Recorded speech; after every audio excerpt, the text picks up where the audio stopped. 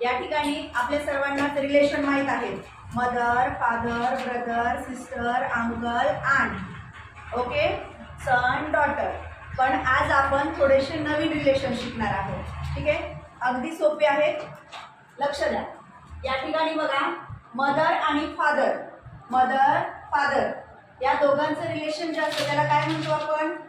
Mother आणि father मिळून एक रिलेशन तयार होतं, त्याला काय म्हणायचं? पॅरेंट्स. काय म्हणायचं? पॅरेंट्स. ठीक आहे. त्यानंतर ग्रँड मदर आणि ग्रँड फादर या दोघांचं मिळून एक रिलेशन असतं, त्याला काय म्हणायचं? Grand parents. ठीक आहे.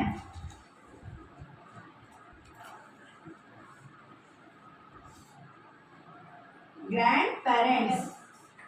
सिस्टर आणि ब्रदर ह्या दोघांचं एक रिलेशन असतं, काय म्हणता माहितीये?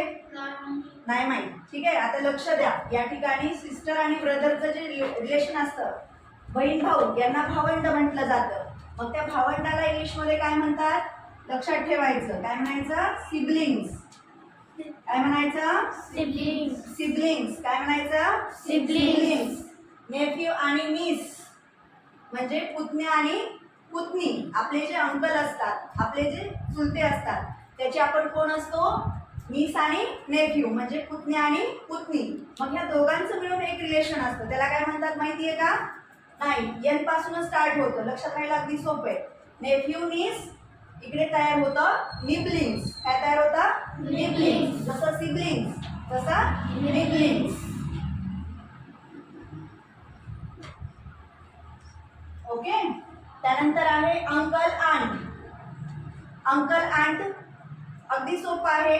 जसं सिबलिंग निबलिंग्स आहे तसं अंकल आंटचं पिबलिंग्स आहे. काय आहे? पिबलिंग्स. ठीक आहे, पिबलिंग्स. काय म्हणायचं?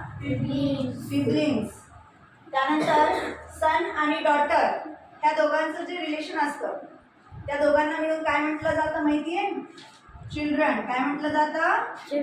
चिल्ड्रन. लक्षात ठेवायचं.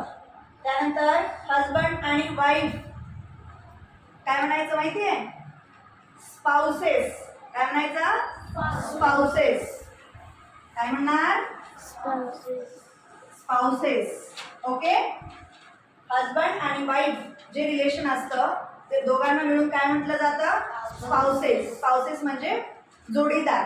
ठीक आहे. तर अशा पद्धतीनं या ठिकाणी जे नवीन रिलेशन दिलेले आहेत ते तुम्हाला पाठ करायचे आहेत. या ठिकाणी parents, grandparents, siblings, niblings, siblings, children आणि स्पाउसेस हे तुमच्यासाठी नवीन शब्द आहेत. तर सर्वांनी लिहून घ्यायचं आहे आणि पाठ करायचे आहे.